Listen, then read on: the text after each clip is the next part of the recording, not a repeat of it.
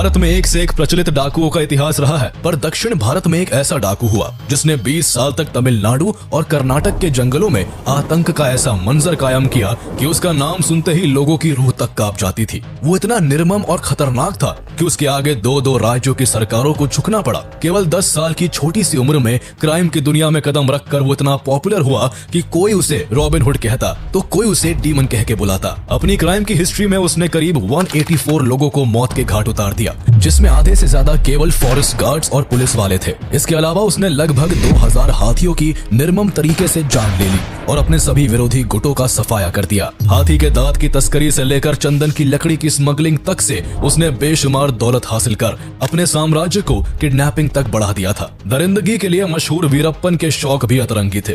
वो खूंखार दिखने के लिए न केवल लंबी लंबी मूंछें रखता बल्कि पुलिस अधिकारी को मारकर उनके सर से फुटबॉल भी खेला करता था। एक समय ऐसा आया कि उसने कन्नड़ सिनेमा के सुपरस्टार राजकुमार को किडनैप किया तो कभी कर्नाटका के फॉर्मर मिनिस्टर नागप्पा को किडनैप कर उनकी दिन दहाड़े हत्या कर दी, जिससे पूरे भारत में सनसनी फैल गई। उसकी इस पॉपुलैरिटी और दरिंदगी से तंग आकर कर्नाटका एंड तमिलनाडु सरकार को उसे पकड़ने के लिए 5 करोड़ का इनाम घोषित करना पड़ा। फिर भी 20 सालों में 220 करोड़ खर्च करने के बावजूद भी पुलिस कभी उसे जिंदा नहीं पकड़ सकी। तो आइए जानते हैं कहानी भारत के most wanted criminal Koose Munisamy Veerappan की, जिसने पूरे दुनिया में अपराध का ऐसा डंका बजाया कि उसके मरने पर विदेशी मीडिया का शीर्षक था death of a demon. Veerappan and his gang members have killed 119 persons so far. Despite a decade-long effort by 2 states to nab this dreaded criminal, he has run away scot-free every time. However, Veerappan is also said to have helped villagers, which earned him a Robin Hood image. It is a matter of concern for the whole country. The kidnap drama of Kannada matinee idol Dr. Rajkumar by sandalwood smuggler Veerappan finally came to an end. We are going hammer and tongs to get at the forest brigand Veerappan. Koose Munisamy Veerappan का जन्म 18 जनवरी 1952 को कर्नाटका के गोपीनाथम गांव में एक तमिल परिवार में हुआ। वीरप्पन का परिवार चरवाहों का काम करता था, जिस कारण वीरप्पन का बचपन से ही जंगल में आना जाना होता रहा। उस पर सबसे ज्यादा इन्फ्लुएंस उसके चाचा सालवई गौंडर का था, जो एक कुख्यात शिकारी और चंदन तस्कर था। इसलिए बचपन से ही वीरप्पन आपराधिक घटनाओं को देखते हुए बड़ा हुआ, या यूं कहे कि अपराध उसे विरासत में मिला। आसपास के जंगलों में अपने चाचा की पहचान के कारण धीरे धीरे वीरप्पन की भी दोस्ती कई शिकारी ग्रुप से हो गई। जब भी वो जंगल जाता तो अक्सर शिकारियों को हाथियों का शिकार करते हुए बड़े गौर से देखता। धीरे धीरे करके वीरप्पन को भी हाथियों का शिकार करना और उनसे पैसे कमाने का काम अट्रैक्ट करने लगा। उस समय के मशहूर हाथी तस्कर मलयूर मम्माटियन से वीरप्पन सबसे ज्यादा प्रभावित हुआ और अपने मकसद में कामयाब होने के लिए छोटी सी उम्र में ही बंदूक चलाने की ट्रेनिंग लेने लगा। उस समय दक्षिण भारत के जंगलों में हाथियों का शिकार करना आम बात थी। हाथियों को मारकर उनके दांतों को महंगे दामों में बेचा जाता। वीरप्पन भी मात्र 10 साल की उम्र में शिकार के लिए मैदान में कूद पड़ा और कुछ ही दिनों में इस काम में इतनी महारत हासिल करी कि उसका नाम उस समय के सबसे बेहतरीन शूटरों में शामिल होने लगा। कई हाथियों की जान लेने के बाद वो 17 साल की उम्र में इंसानों का कत्ल भी करने लगा, जिसकी शुरुआत उसने जंगल के भीतर एक फॉरेस्ट गार्ड की हत्या करके की। शुरुआत में वो केवल अपने चाचा सालवई गौंडर के लिए काम करता था, लेकिन अपराध की दुनिया में बड़ा नाम कमाने के चक्कर में वो अपने चाचा से भी अलग हो गया और मात्र 18 साल की उम्र में एक शिकारियों के ग्रुप में शामिल होकर उसने धीरे धीरे अपना रुतबा बढ़ाना शुरू कर दिया। कुछ ही दिनों के अंदर उसने इस ग्रुप पर इस कदर पकड़ बना ली कि हर काम में वो अपने ग्रुप के हेड के बजाय खुद ही डील करने लगा। तस्करी के इस काम में बेशुमार पैसा था, इसलिए तेजी से वो फॉरेस्ट डिपार्टमेंट्स की नजरों में भी आने लगा था। धीरे धीरे करके वीरप्पन पहले से जंगल में पैठ बनाए पुराने तस्करों से भी आगे निकलता जा रहा था। इसलिए उन लोगों ने जल्द से जल्द वीरप्पन को अपने रास्ते से हटाने का फैसला कर लिया। अब जब भी वीरप्पन कोई डील करता, उसकी खबर पुलिस को लग जाती और उसे डील को बीच में ही छोड़कर जंगल भागना पड़ता था। पुलिस को ये सारी इन्फॉर्मेशन उसके कॉम्पिटिटर्स दे रहे थे, जिस वजह से उसकी दौलत और शोहरत तेजी से गिरने लगी। वीरप्पन को अपनी गिरती शोहरत जरा भी रास नहीं आ रही थी, इसलिए जो भी उसकी डील की मुखबिरी पुलिस को करता था, उसने उन सभी को चुन चुन कर मारना शुरू कर दिया। इसके बाद उसने अपने बीच आने वाले फॉरेस्ट गार्ड्स को भी मारना स्टार्ट कर दिया, जिससे उसका आतंक जंगल के बजाय अब आसपास के गांव में भी फैलने लगा था। अब वीरप्पन जंगल में केवल अपना शासन और आतंक का साम्राज्य स्थापित करना चाहता था, इसलिए वो एक एक करके जंगल के बाकी सभी तस्कर गिरोहों को भी खत्म करने लगा। जैसे जैसे वो लोगों की मौत से अपने हाथ रंग रहा था, वैसे वैसे उसका रुतबा और उसकी शोहरत पड़ोसी राज्यों के जंगलों में भी बढ़ती जा रही थी। इस तरह तमिलनाडु और कर्नाटका के जंगलों के चप्पे चप्पे पर वीरप्पन का कंट्रोल हो गया। उसने इस दौरान अपनी गैंग में करीब 100 लोग जोड़ लिए थे, जो हाथियों को मारने के लिए किसी पानी वाले क्षेत्र में कई दिनों तक तैनात रहते, और जैसे ही कोई हाथी प्यास बुझाने वहां आता, वीरप्पन सीधा हाथी के सर के बीचों बीच गोली मारकर उसकी जान ले लेता। उसके इस काम में अड़ंगा डालने वाले सभी लोगों को उसने मार डाला, जिनमें पुलिस अधिकारी, वन अधिकारी और मुखबिरों की संख्या सबसे ज्यादा है। आइवरी के कारोबार से वीरप्पन ने खूब मोटा पैसा कमाया, लेकिन इस कमाई के लिए उसने करीब 2000 हाथियों को मार दिया था, जिस कारण जंगलों में हाथियों की घटती संख्या सरकार के लिए सरदर्द बनती जा रही थी। इसलिए तमिलनाडु और कर्नाटका की गवर्नमेंट ने जंगलों में फॉरेस्ट ऑफिसर्स की गश्ती को बढ़ाकर हाथी के दांत से बने प्रोडक्ट्स की बिक्री पर रोक लगा दी। हाथियों की घटती संख्या और गवर्नमेंट के इस एक्शन से वीरप्पन का बिजनेस ठप पड़ने लगा, इसलिए अब वो हाथी के दांत की तस्करी को छोड़कर चंदन की लकड़ी की स्मगलिंग करने लगा। उसने अपने जीवन काल में करीब 10,000 टन चंदन की लकड़ी काट कर बेची, जिसकी कीमत उस समय 2 अरब रुपए थी। भारत में चंदन की लकड़ी को काटना और उसे बेचना इल्लीगल और क्राइम है। इस पर हक केवल उस राज्य की सरकार का होता है, पर वीरप्पन इस पर अपना हक मानता था और इसकी तस्करी धड़ल्ले से कर रहा था। कर्नाटक और तमिलनाडु की सरकार कई सालों की कोशिश के बाद भी वीरप्पन को पकड़ने में कामयाब नहीं हो पा रही थी। कई फॉरेस्ट ऑफिसर्स वीरप्पन को पकड़ने तो गए, लेकिन वो खुद वीरप्पन के हाथों मारे जाते। इसलिए कर्नाटका गवर्नमेंट को एक ऐसे ऑफिसर की तलाश थी जो अपने काम में माहिर और ईमानदार हो। ऐसे ही एक IFS ऑफिसर थे, P. श्रीनिवास, जिन्हें कर्नाटका गवर्नमेंट साल 1983 में प्रमोट करके deputy conservator of forest DCF के पद पर कर्नाटका के चामराजनगर में तैनात करती है। इस पूरे एरिया में वीरप्पन का कब्जा था और आए दिन उसका नाम मीडिया की सुर्खियों में रहता था। इसलिए P. श्रीनिवास ने वीरप्पन को पकड़ने के लिए इस क्षेत्र में अपना नेटवर्क बनाना स्टार्ट कर दिया। 3 साल की कड़ी मेहनत और कई प्रयासों के बाद आखिरकार 1986 में उन्होंने बैंगलोर में चल रहे सार्क सम्मेलन के दौरान वीरप्पन को पकड़ लिया। पूछताछ के लिए वीरप्पन को बूदीपाड़ागा फॉरेस्ट रेस्ट हाउस लाया गया, जहां उसे कई दिनों तक रखकर पूछताछ की गई। पूछताछ में मिली जानकारी के बाद पुलिस ने कर्नाटक, तमिलनाडु और केरल में वीरप्पन के कई ठिकानों पर छापा मारकर चोरी की गई चंदन की लकड़ियों के कई बंडल्स बरामद किए। एक दिन P. श्रीनिवास ऐसे ही किसी छापेमारी के लिए बाहर गए हुए थे कि तभी उनकी अनुपस्थिति में वीरप्पन को वहां से भागने का सही मौका हाथ लगा और वो किसी तरह पुलिस को चकमा देकर वहां से भाग निकला। पुलिस से भाग निकलने के बाद साल 1987 में वीरप्पन और ज्यादा चर्चा में तब आ गया जब उसने चिदम्बरम नाम के एक फॉरेस्ट ऑफिसर को किडनैप कर बड़ी ही निर्दयता से उनकी हत्या कर दी। P. श्रीनिवास पहले ही वीरप्पन के भाग निकलने से उलझन में थे, वहीं इस घटना के बाद वो और भी ज्यादा ताकत के साथ वीरप्पन को दोबारा पकड़ने में जुट गए। P. श्रीनिवास ने इस बार वीरप्पन के गांव गोपीनाथम पर फोकस किया। इस गांव में पुलिस ने पहले भी काफी इंक्वायरी की थी। वीरप्पन की खबर निकलवाने के लिए पुलिस लोकल लोगों को काफी परेशान करती थी। किसी पर जरा सा भी शक होने पर उसे पकड़कर हफ्तों तक जेल में रखा जाता और टॉर्चर किया जाता था। गोपीनाथम के अलावा हर उस गांव का वही हाल था जहां वीरप्पन का जरा सा भी आना जाना था। ऐसे जाने कितने लोग थे जिन पर पुलिस की पूछताछ के दौरान कई अत्याचार हुए, उन्हें पीटा गया, इलेक्ट्रिक शॉक दिए गए। इस क्रम में कई लोगों की जान तक चली गई। लेकिन P. श्रीनिवास ने पुलिस का ऐसा कोई भी तरीका इस्तेमाल नहीं किया, बल्कि उन्होंने इसका बिल्कुल ऑपोजिट किया। उन्होंने वहां लोगों को परेशान करने और उन पर जोर जबरदस्ती करने के बजाय उनकी मदद करके उनके दिलों में जगह बनाई। P. श्रीनिवास ने गांव के लोगों के लिए सड़कें, गॉडेस मरियम्मन का मंदिर, पीने के पानी की सुविधा के अलावा गरीबों के लिए 40 घर भी बनवाए। इन सभी कामों के लिए कुछ गवर्नमेंट फंड का इस्तेमाल भी किया गया, तो कुछ पैसे श्रीनिवास ने अपनी सैलरी से भी दिए। इस दौरान उन्होंने कई लोगों को रोजगार भी दिलाए, जिसमें वीरप्पन की बहन मारी भी शामिल थी। मारी को भी एक डिस्पेंसरी में काम दिलवाया गया था। इस तरह P. श्रीनिवास गोपीनाथम में लोगों के चहीते बन गए और वहां अपना एक लोकल इंटेलिजेंस नेटवर्क क्रिएट करने में सफल रहे, जो वीरप्पन को पकड़ने के लिए उनकी मदद करने लगा। इसके बाद वीरप्पन और उसके परिवार की सभी एक्टिविटीज की खबर P. श्रीनिवास को मिलना शुरू हो गई और वो उसे अरेस्ट करने के लिए प्लानिंग करने लगे। लेकिन एक दिन वीरप्पन के लोगों ने उन इन्फॉर्मर्स को पुलिस की जीप में घूमते हुए देख लिया। ये जानकारी जब वीरप्पन को मिली तो उसने उन सभी इन्फॉर्मर्स को बेरहमी से मार डाला और उनके सर को काटकर पूरे गांव में घुमाया। ये सब देखकर पब्लिक के अंदर वीरप्पन का डर बुरी तरह बैठ गया, जिसके बाद से P. श्रीनिवास को वीरप्पन से रिलेटेड कोई भी इन्फॉर्मेशन मिलना बंद हो गई। अपना आतंक कायम रखते हुए वीरप्पन ने 1990 में मुथु लक्ष्मी से शादी कर ली। इसके कुछ ही दिन बाद फरवरी 1990 में पुलिस को वीरप्पन की चंदन तस्करी की एक बड़ी डील की इन्फॉर्मेशन मिली। डील की जगह पता चलते ही पुलिस ने उस जगह को चारों ओर से घेर लिया। वीरप्पन को बचने के लिए अपना सारा माल छोड़कर वहां से छुपते छुपाते भागना पड़ा। इस दौरान लगभग 1.5 करोड़ रुपए कीमत की चंदन की लकड़ी को पुलिस ने बरामद किया। इस कार्रवाई से वीरप्पन को भारी नुकसान हुआ था, जिससे वो पुलिस के प्रति और अधिक क्रूर हो गया। वीरप्पन का एक गुस्सा तब और बढ़ गया जब उसे उसकी बहन मारी की सुसाइड की खबर मिली। इसके लिए उसने पी श्रीनिवास को दोषी ठहराया। दरअसल जब से पी श्रीनिवास ने वीरप्पन की बहन को काम दिलाकर मदद की थी, तब से उनके अफेयर की अफवाह उड़ने लगी थी। इसलिए बहन की आत्महत्या के लिए वीरप्पन पी श्रीनिवास को जिम्मेदार मानने लगा।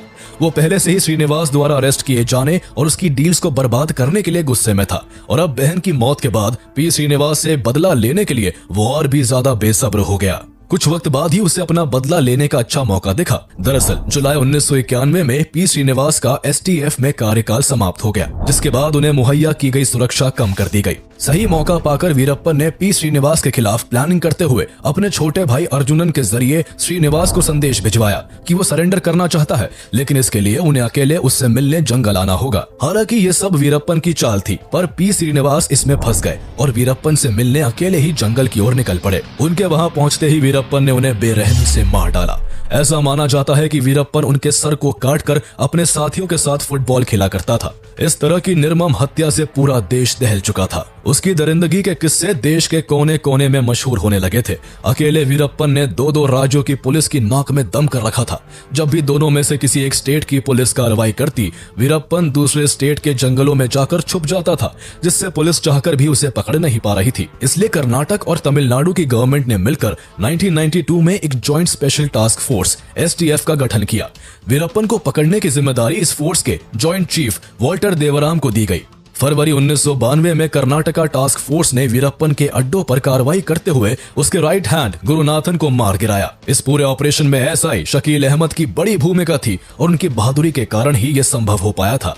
इस घटना के बाद वीरप्पन चुप नहीं बैठा और 3 महीने बाद ही रामपुरा पुलिस स्टेशन पर हमला कर कई पुलिस कर्मियों को मारकर उनके हथियारों को लूट लिया। वीरप्पन इस तरह एक के बाद एक कई अटैक्स करता है, जिसके बाद एसटीएफ हरकत में आ जाती है और उसके सभी अड्डों के आसपास सघन तलाशी अभियान शुरू कर देती है, पर एसटीएफ को कुछ भी हाथ नहीं लगता। वहीं दूसरी तरफ वीरप्पन आइवरी की एक फेक डील की अफवाह फैलाता है, जिसके चलते 14 अगस्त 1992 को एसपी हरि कृष्ण और एसआई शकील अहमद अपनी टीम के साथ उसे पकड़ने के लिए जंगल पहुंच जाते हैं। यहाँ वीरप्पन प्लानिंग के तहत घात लगाकर उन पर हमला करता है, जिसमें एसपी हरि कृष्ण और एसआई शकील अहमद समेत 5 पुलिस कर्मियों की जान चली जाती है। वीरप्पन का पुलिस वालों पर कहर बरस रहा था। पुलिस उसे पकड़ने जाती है और खुद उसका शिकार हो जाती। वीरप्पन इस बार आईपीएस ऑफिसर के गोपाल कृष्णन को टारगेट करता है और 1993 में कोलाथपुर गांव में पोस्टर लगाकर खुद को पकड़ने के लिए गोपाल कृष्णन को ललकारता है। इस खबर से पूरे इलाके में सनसनी फैल जाती है और गोपाल कृष्णन वीरप्पन के इस उकसावे में आकर उसे पकड़ने के लिए अपनी टीम के साथ जंगल निकल पड़ते हैं। उनके साथ 15 इन्फॉर्मर्स, 2 फॉरेस्ट गार्ड्स और 5 पुलिस वाले भी एक अन्य बस में सवार थे, जो उनके आगे आगे चल रहे थे। वीरप्पन भी उनकी हर गतिविधि पर नजर गड़ाए बैठा था और उसने पहले से ही रास्ते में लैंड माइन्स को बिछवा दिया था। जैसे ही बस पलार ब्रिज के पास पहुंचती है, बस को विस्फोट से उड़ा दिया जाता है। बस में सवार सभी 22 लोग मारे जाते हैं, लेकिन गोपाल कृष्णन दूसरे व्हीकल में होने के कारण बच जाते हैं। इस विस्फोट में वो गंभीर रूप से घायल होते हैं और उन्हें ठीक करने के लिए डॉक्टर्स को 9 सर्जरीज करनी पड़ती है। इस घटना के बाद पुलिस प्रशासन की साख पर गंभीर प्रश्न चिन्ह लग चुका था। इसलिए एसटीएफ ने अपनी ऑपरेशन को और तेज कर दिया और वीरप्पन के गांव में सघन तलाशी शुरू कर दी। इस दौरान मई 1993 में पुलिस उसके परिवार वालों से पूछताछ करती है और उसकी पत्नी मुथु लक्ष्मी को अपने पति का सहयोग करने के जुर्म में गिरफ्तार कर लेती है। हालांकि उसे कुछ दिनों के बाद छोड़ दिया जाता है। वीरप्पन की पत्नी को तो रिहा कर दिया गया, लेकिन इसी बीच तमिलनाडु गवर्नमेंट ने वीरप्पन और उसके गुट को पकड़ने के लिए एसटीएफ के साथ साथ बीएसएफ को भी जोड़ दिया। बीएसएफ ने जुलाई 1993 में फॉरेस्ट एरिया में ऑपरेशन करते हुए वीरप्पन के 19 साथियों को गिरफ्तार कर लिया। 1 महीने बाद अगस्त 1993 में बीएसएफ और वीरप्पन की गैंग के बीच फिर से मुठभेड़ हुई, जिसमें वीरप्पन के 18 लोग मारे गए। वहीं इस दौरान बीएसएफ के 3 जवान भी शहीद हो गए। इसके बाद का क्रम कई सालों तक ऐसा ही चलता रहा। कभी पुलिस वीरप्पन के गैंग मेंबर्स को मार गिराती, तो कभी वीरप्पन पुलिस पर छुपके से हमला करके उन्हें अपना निशाना बनाता। पुलिस लाख कोशिशों के बाद भी वीरप्पन को पकड़ना तो दूर, उसको छू तक भी नहीं पा रही थी। जंगल में उसने एक ऐसा साम्राज्य स्थापित कर लिया था जिसे 2 राज्यों की पुलिस मिलकर भी नहीं गिरा पा रही थी। अब वीरप्पन ढेर सारे पैसों और अपने रसूख का इस्तेमाल करके पॉलिटिकल फेवर पाने के लिए उनसे अपना संपर्क बढ़ाने लगा। इसी चाहत में उसने वन अधिकारियों और चर्चित लोगों को अगवा कर उन्हें रिहा करने के बदले अपनी बात मनमाना शुरू कर दिया। 13 जुलाई 1997 में वीरप्पन ने बुरुड़े जंगलों में 10 फॉरेस्ट ऑफिसर्स को किडनैप कर लिया और उन्हें रिहा करने के बदले में सरकार से ऑफिशियल स्टेटमेंट के जरिए माफी की मांग की।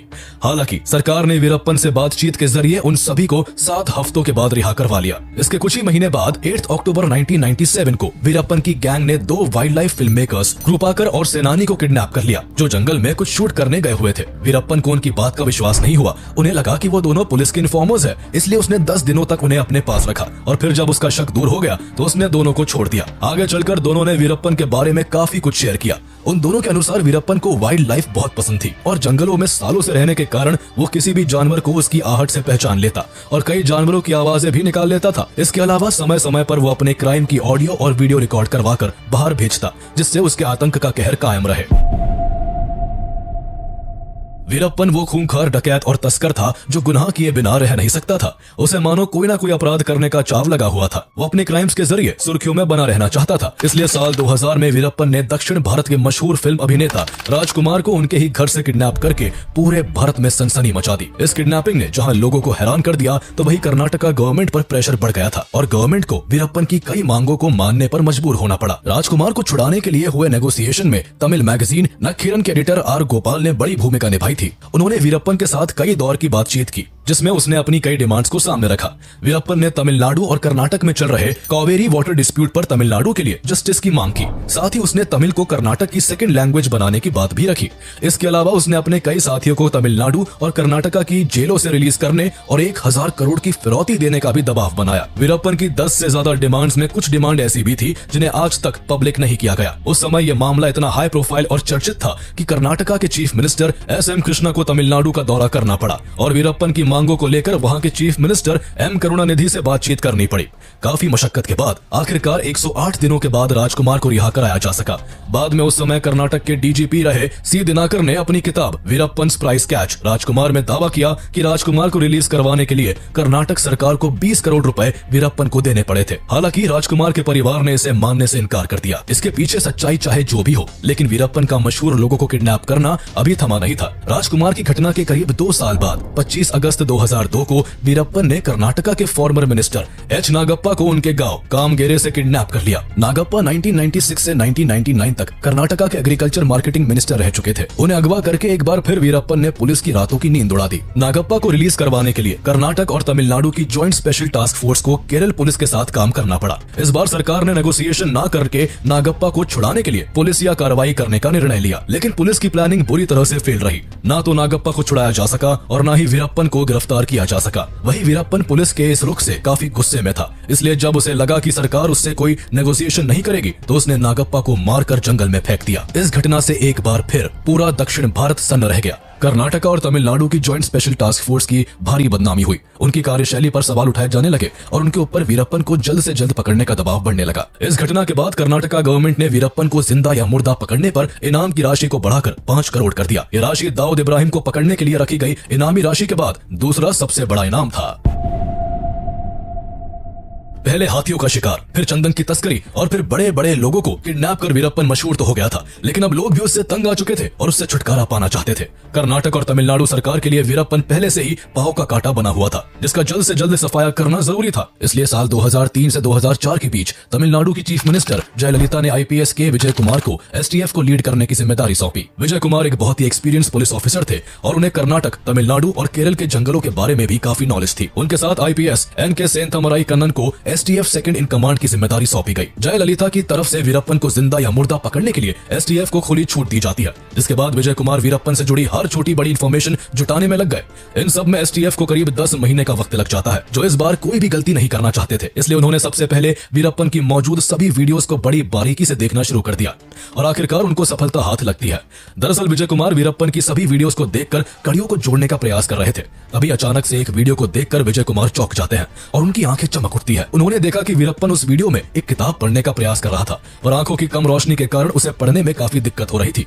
विजय कुमार ने अपने इन्फॉर्मर से इस खबर को वेरीफाई करवाया तो पता चला कि वीरप्पन को मोतियाबिंद की बीमारी है और जल्द ही वो इसका ट्रीटमेंट करवाना चाहता है। सालों से चली आ रही पुलिस के साथ मुठभेड़ में वीरप्पन के काफी लोग भी मारे जा चुके थे। वहीं पिछले 10 महीनों से विजय कुमार द्वारा चलाए जा रहे विशेष अभियान ने उसके धंधे और ग्रुप को पूरी तरह से तोड़कर रख दिया था। इसलिए अब सही मौका देखकर वीरप्पन किसी दूसरी लोकेशन पर शिफ्ट करने की फिराक में था। सेंथामराई कन्नन और विजय कुमार जानते थे कि इस बार वीरप्पन को पकड़ने के लिए उन्हें उसकी गैंग के ही कुछ लोगों को अपने साथ जोड़ना होगा। कन्नन इस काम में जुट गए और बहुत कोशिश के बाद वो वीरप्पन के 2 गैंग मेंबर्स को पुलिस का इन्फॉर्मर बनाने में सफल रहे। इनमें से एक इन्फॉर्मर जंगल में वीरप्पन के साथ रहकर काम करता था तो वही दूसरा वीरप्पन का बाहर का बिजनेस संभालता था। एसटीएफ के साथ आते ही उन्होंने वीरप्पन की हर खबर कन्नन को देना शुरू कर दिया। फर्स्ट इन्फॉर्मर जंगल से वीरप्पन से जुड़ी जानकारी लाता और सेकंड इन्फॉर्मर से साझा करता। दूसरा इन्फॉर्मर यही इन्फॉर्मेशन कन्नन को फॉरवर्ड कर देता। इस तरह एसटीएफ को वीरप्पन की हर जानकारी मिलने लगी थी। जंगल में रह रहे फर्स्ट इन्फॉर्मर को इस बार कन्नन ने वीरप्पन के बाहर निकलने वाले दिन से जुड़ी हर इन्फॉर्मेशन जुटाने का काम दिया। इसमें उसे 1 हफ्ते का वक्त लग गया। सारी जानकारी जुटाने के बाद सेकंड इन्फॉर्मर कन्नन को इन्फॉर्मेशन शेयर करने के लिए एक चाय की दुकान पर बुलाता है। मीटिंग 16 अक्टूबर 2004 को फिक्स की जाती है जिसमें दोनों इन्फॉर्मर को कन्नन से मिलना था। 16 अक्टूबर के दिन फर्स्ट इन्फॉर्मर द्वारा बताई गई चाय की दुकान पर दूसरा इन्फॉर्मर पहुंचता है। वही सेंथामराई कन्नन अपनी अनकवर गाड़ी में बैठे हुए थे। कुछ देर बाद फर्स्ट इन्फॉर्मर भी वहां पहुंच जाता है और चाय पीने के बहाने दूसरे इन्फॉर्मर को बताता है कि अन्ना 18 अक्टूबर को अपना ट्रीटमेंट करवाने जंगल से बाहर आने वाले हैं और वो सेलम के एक हॉस्पिटल में अपना ट्रीटमेंट करवाना चाहते हैं। लेकिन वो चाहते हैं कि इसकी खबर पुलिस को ना लगे, इसलिए वो हर चीज को कई बार वेरीफाई करवा रहे हैं। इसके साथ ही वो बताता है कि उनके साथ कुछ हथियारों से लैस आदमी भी हो सकते हैं, इसलिए किसी ऐसी गाड़ी को लाया जाए जिसमें ज्यादा लोग बैठ सके। सेकंड इन्फॉर्मर सारी इन्फॉर्मेशन कन्नन को फॉरवर्ड करता है जिससे वो अपने सीनियर विजय कुमार को पास कर देते हैं। यह विजय कुमार और उनकी टीम के लिए बेस्ट चांस था क्योंकि उन्हें भी पता था कि वीरप्पन को जंगल के अंदर पकड़ना लगभग नामुमकिन है। इसलिए वीरप्पन के जंगल से बाहर आने वाले दिन को ही उसकी जिंदगी का आखिरी दिन बनाने में एसटीएफ पूरी जी जान से जुट जाती है। प्लानिंग की जाती है कि वीरप्पन को आंख के इलाज के लिए हॉस्पिटल तक एम्बुलेंस के जरिए लाया जाएगा। एम्बुलेंस तक लाने का काम इन्फॉर्मर को सौंपा गया। इस काम के लिए एम्बुलेंस को इसलिए चुना गया ताकि वीरप्पन को सब कुछ नॉर्मल लगे और उसे एसटीएफ के प्लान की भनक तक न लग सके। हालांकि हड़बड़ी में इस एम्बुलेंस में सेलम की स्पेलिंग गलत लिख दी गई। यह एसटीएफ की ओर से एक बड़ी चूक थी, परंतु किस्मत से वीरप्पन और उसके गैंग के लोगों की नजर इस गलती पर नहीं जा सकी। इस पूरे ऑपरेशन को ऑपरेशन कोकून नाम दिया गया जो कि एम्बुलेंस का कोड नेम था। वीरप्पन को इलाज के बहाने एम्बुलेंस के जरिए जंगल से बाहर लाने का प्लान तो बन चुका था, पर अब एक चैलेंज ये था कि उस एम्बुलेंस को ड्राइव कौन करेगा। इसलिए विजय कुमार और सेंथामराई कन्नन इस ऑपरेशन में शामिल होने वाले सभी कमांडोज के साथ मीटिंग करते हैं जिसमें तय होता है कि एम्बुलेंस का ड्राइवर और हेल्पर एसटीएफ के ही 2 अंडरकवर एजेंट होंगे। उधर वीरप्पन जो कि अपनी लंबी लंबी मूंछों के लिए मशहूर होता है, वो बाहर निकलने से पहले अपनी मूंछें कटवा लेता है और 18 अक्टूबर 2004 को रात के समय जंगल से बाहर निकलकर अपने तीनों साथियों के साथ एम्बुलेंस में बैठ जाता है। एसटीएफ के कमांडोज गन्ने से भरी ट्रक और एक लॉरी की आड़ में छुपकर अपनी अपनी पोजीशंस ले लेते हैं। 6 एसटीएफ कमांडोज पास के ही स्कूल की छत पर अपनी अपनी AK-47 राइफल्स के साथ मुस्तैद हो जाते हैं। वहीं कन्नन एक वैन से फील्ड पर उतरकर अपनी टीम को इंस्ट्रक्शन देने लगते हैं। जैसे ही एम्बुलेंस उस जगह पहुंचने वाली होती है, उसका ड्राइवर पहले गाड़ी की नीली बत्ती जलाता है और फिर आगे की फॉग लैंप चलाता है। दरअसल एसटीएफ का एक सीक्रेट कोड होता है जिसका मतलब होता है कि गाड़ी में वीरप्पन के अलावा और भी लोग हैं और सभी के पास हथियार है। ये देखते ही कन्नन तेजी से दौड़ने लगते हैं और थम्स अप दिखाकर विजय कुमार और बाकी की टीम को अलर्ट कर देते हैं। जैसे ही एम्बुलेंस एसटीएफ के नजदीक पहुंचती है, सबसे पहले ट्रक से रास्ता ब्लॉक कर दिया जाता है और इसी बीच एम्बुलेंस का ड्राइवर तेज ब्रेक मारता है ताकि उसमें बैठे वीरप्पन और उसके लोगों को तेज झटका लगे और वो अनबैलेंस होकर एक दूसरे पर गिर जाए। ऐसा करने के तुरंत बाद एसटीएफ के दोनों कमांडोज तेजी से एम्बुलेंस से कूदकर अपनी टीम से जा मिलते हैं। वीरप्पन कुछ समझ पाता कि तभी एसटीएफ अनाउंसमेंट करके वीरप्पन को सरेंडर करने को कहती है। वीरप्पन को अब सारा खेल समझ आ चुका था, पर उसे इस तरह खुद को पुलिस के हवाले करना बिल्कुल भी बर्दाश्त नहीं था। इसलिए अनाउंसमेंट के तुरंत बाद उसने और उसके तीनों साथियों ने पुलिस पर फायरिंग करना शुरू कर दी। एसटीएफ ने भी जवाबी कार्रवाई करते हुए 20 मिनट के अंदर ही एम्बुलेंस पर 338 राउंड फायरिंग की। इस अंधाधुन गोलीबारी में वीरप्पन और उसके तीनों साथी मारे जा चुके थे। इस खबर के बाद तमिलनाडु और कर्नाटका की सरकारों ने राहत की सांस ली। उनका सबसे बड़ा सरदर्द अब खत्म हो चुका था। वहीं वीरप्पन की मौत से लोगों के बीच भी काफी जश्न का माहौल देखा गया। वीरप्पन के गांव के लोगों ने पटाखे जलाकर खुशियां मनाई। जैसे ही ये इन्फॉर्मेशन तमिलनाडु की चीफ मिनिस्टर जयललिता को दी जाती है, उनका खुशी का ठिकाना नहीं रहता। बाद में ऑपरेशन कोकून को सफल बनाने में शामिल सभी जाबाजों को उनकी बहादुरी के लिए तमिलनाडु सरकार द्वारा सम्मानित किया जाता है। हालांकि वीरप्पन की क्राइम की दुनिया को आगे बढ़ाने में पुलिस डिपार्टमेंट के कुछ लोग भी जिम्मेदार थे। कई बार वीरप्पन पकड़े जाने के काफी करीब आकर बच निकलता था क्योंकि कुछ करप्ट पुलिस वालों के जरिए उसे सारी इन्फॉर्मेशन पहले ही मिल जाती थी। वीरप्पन को पकड़ने के लिए कर्नाटक और तमिलनाडु की सरकार को 20 सालों में 220 करोड़ खर्च करने पड़े, लेकिन फिर भी कुख्यात और चालाक वीरप्पन को पुलिस कभी जिंदा नहीं पकड़ पाई। वीरप्पन की मौत के बाद उसके एनकाउंटर के बारे में मीडिया में कई तरह की थ्योरीज चली। कोई कहता कि वीरप्पन को पुलिस ने 3 दिनों तक टॉर्चर करके मार दिया, तो कोई बताता कि वीरप्पन सरेंडर करना चाहता था पर उसे मौका नहीं दिया गया। कहा तो यहाँ तक भी जाता है कि अगर वो जिंदा पकड़ा जाता तो कई पॉलिटिशियंस और ऑफिसर्स भी फंस सकते थे। हालांकि सच्चाई क्या है, इसका राज वीरप्पन की मौत के साथ ही दफन हो गया।